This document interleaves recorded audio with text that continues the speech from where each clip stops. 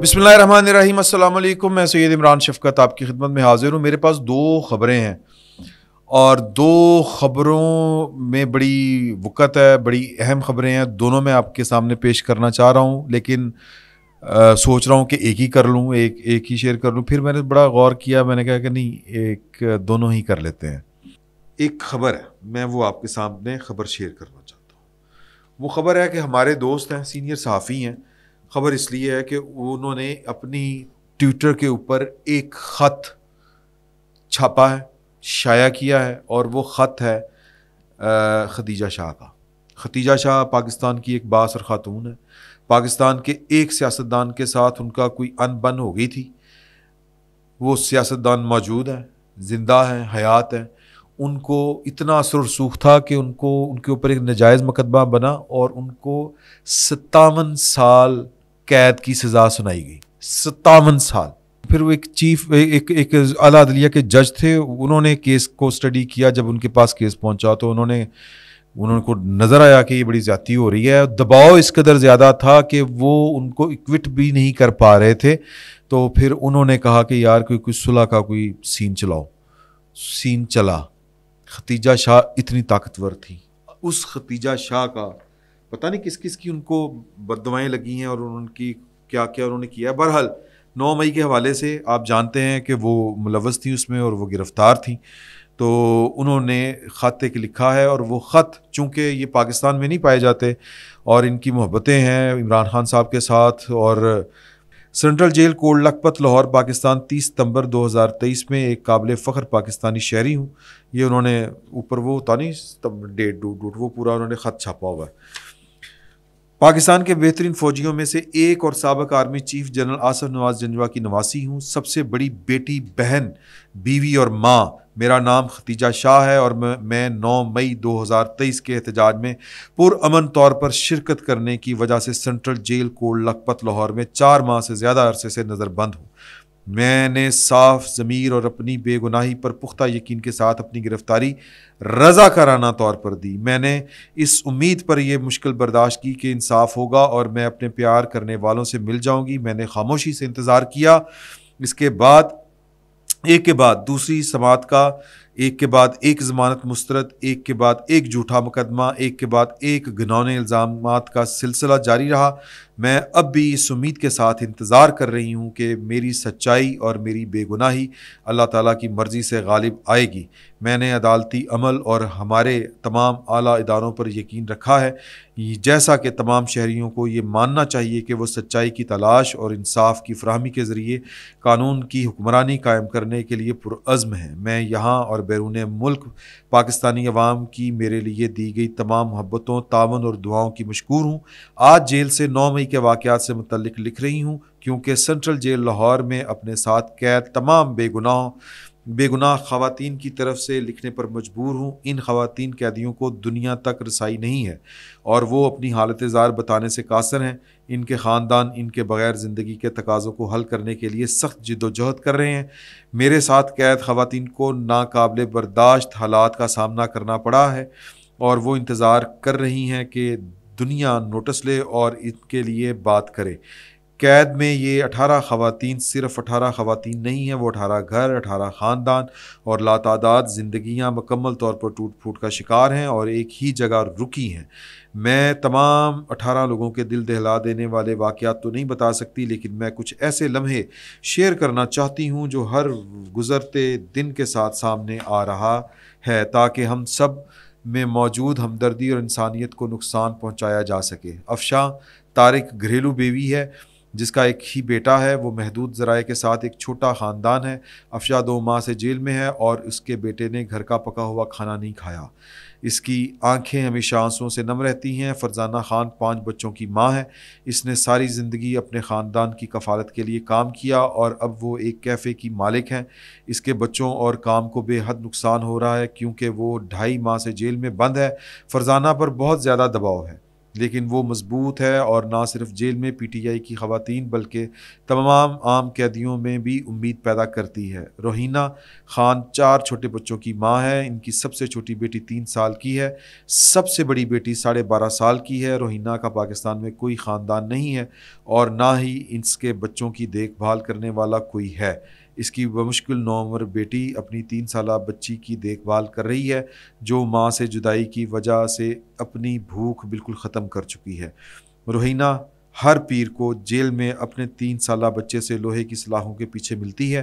اس کی بیٹی اپنی انگلیاں گرل کی چھوٹی سی خالی جگہوں سے چھوتی اور روہینہ اپنی چھوٹی انگلی سے اپنی بیٹی کی انگلیوں کو چھوتی، اور اس طرح ہم اپنے پیاروں کے ساتھ رابطہ قائم کرتے ہیں۔ جیل کی سلاخوں میں موجود چھوٹے چھوٹے خلا کے ذریعے جو ہمیں اپنے خاندانوں سے الگ کرتا ہے، ہمیں اپنے بچوں کو پکڑ کر ملنا چاہتے ہیں لیکن ہم نہیں کر سکتے۔ یہ جاری ہے، یہ خط دوبارہ آئے گا۔ اب وہ کہانی سنیں جو کہانی امریکہ کو امریکہ بناتی ہے، وہ کہانی سنیں۔ ٹیکساس کی ایک جیل میں 37 سالہ کارلا فے ٹکر اس کا نام ہے، ٹکر جو بھی پروننسیشن کی معافی، کو موت کا انجیکشن لگایا گیا۔ ڈیتھ بیڈ پر لیٹے اس نے ہنس کے آنکھیں بند کر لیں۔ ڈاکٹر نے نبض دیکھی اور موت کا اعلان کر دیا اور کہا ایسی پرسکون موت میں نے پہلے کبھی نہیں دیکھی۔ کارلا کی ماں ایک پیشہ کرنے والی خاتون تھی۔ بچپن میں ہی وہ اپنی ماں کے ساتھ آتی جاتی اور نشے پر لگ گئیں، پھر آہستہ آہستہ ماں کے نقش قدم پر چلنے لگ پڑی۔ 10 سال بعد اسے خیال آیا کہ اسے اس دھندے کو چھوڑ کے کچھ اور کرنا چاہیے، سو اس نے اپنے بوائے فرینڈ کے ساتھ گاڑی چھیننے کی اسکیم بنائی۔ موقع واردات پر مزاحمت ہوئی اور کارلا اور اس کے بوائے فرینڈ نے امریکی جوڑے کو گھبرا کے قتل کر دیا۔ کچھ دنوں بعد دونوں پکڑے گئے اور عدالت نے انہیں سزائے موت سنا دی۔ پھر اپیلوں کے چکروں میں کافی عرصہ گزر گیا، جس طرح کے ہوتا ہے۔ اس دوران جیل کے عملے نے دیکھا کہ کارلا جو کہ شرابی اور بد زبان عورت تھی، اس نے اچانک سب کچھ چھوڑ کر بائبل کی اسٹڈی شروع کر دی۔ یہ میں پڑھ اس لیے رہا ہوں، میں ویسے بھی آپ کو سنا سکتا ہوں، یہ چونکہ ایک سچی کہانی ہے تو اس لیے میں کوئی غلطی نہ ہو جائے اس لیے میں پڑھ کے آپ کو سنا رہا ہوں۔ اس نے اچانک سب کچھ چھوڑ کر بائبل کی اسٹڈی شروع کر دی۔ اس کی زبان صاف ہو گئی اور اخلاق بہت اچھا ہو گیا۔ وہ اکثر اپنے سیل میں بائبل پڑھتی تھی، ملنا جلنا اور بات چیت ختم کر دی۔ 1 سال بعد وہ مبلغہ بن گئیں، اور ایسی مبلغہ کہ جن کے الفاظ میں تاثیر تھی۔ پچھتاوا تھا نا، تو وہ تاثیر پیدا ہو گئی۔ اس نے جیل میں ہی تبلیغ شروع کر دی، عبادت و ریاضت کو اپنا معمول قرار دے دیا، اور جیل میں کئی لوگوں کی زندگیاں ہی بدل گئیں۔ وہ لوگ جو اسے قاتلہ اور سنگ دل کہتے تھے وہ اس کے پیچھے چلنے لگے، اور جیل میں ایک روحانی انقلاب آ گیا۔ پاکستان میں بھی آیا تھا روحانی انقلاب۔ اس بات کی خبر جب میڈیا کو پہنچی تو وہ جیل پر ٹوٹ پڑے۔ پھر ہر اخبار میں کارلا کی ہیڈ لائن لگی، ہر شخص نے اس کے فوٹو اٹھائی اور اسے معاف کرنے کے لیے مظاہرے ہونے لگے۔ حقوق انسانی کی تنظیموں نے امریکہ میں کارلا بچاؤ تحریک شروع کر دی، اور احتجاج یہاں تک بڑھا کہ زندگی میں پہلی بار پاپ جان پال نے عدالت کو سزا معافی کی باقاعدہ درخواست دے دی، لیکن عدالت نے ٹھکرا دی۔ سزائے موت سے 15 دن قبل کنگ لیری جو کہ CNN کے اینکر تھے، انہوں نے اس کا انٹرویو کرنے کے لیے کارلا کا رابطہ کیا اور اس کی اجازت لی، اور اس انٹرویو ہو گیا۔ تو اس انٹرویو کے بعد پورے امریکہ نے کہا کہ نہیں، یہ وہ قاتلہ نہیں، یہ معصوم ہے، یعنی اتنی کمپین اٹھ کھڑی ہوئی۔ لیری نے پوچھا تمہیں موت کا خوف محسوس نہیں ہوتا؟ کارلا نے پرسکون انداز میں جواب دیا نہیں، بلکہ میں اس رب کو ملنا چاہتی ہوں جس نے میری پوری زندگی ہی بدل دی۔ امریکی شہریوں نے متفرقہ رحم کی appeal Texas board of pardon and payroll کے سامنے پیش کی۔ وہ ہوتی نہیں اجتماعی پٹیشن۔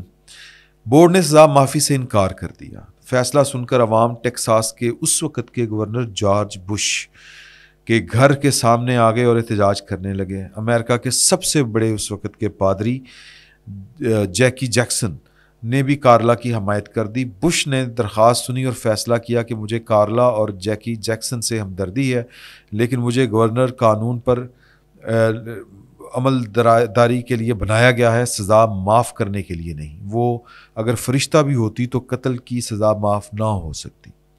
موت سے 2 روز قبل کارلا کی رحم کی اپیل سپریم کورٹ پہنچی تو جج نے یہ کہہ کر درخواست واپس کر دی کہ اگر آج پوری دنیا بھی کہے کہ یہ عورت کارلا نہیں کوئی مقدس ہستی ہے تو بھی امریکی قانون اس کے لیے ریلیف نہیں. جس عورت نے قتل کرتے ہوئے 2 انسانوں کو رعایت نہیں دی اسے دنیا کو کوئی قانون رعایت نہیں دے سکتا. ہم خدا کے سامنے ان 2 لاشوں کے جواب دیں جنہیں کارلا نے مار ڈالا.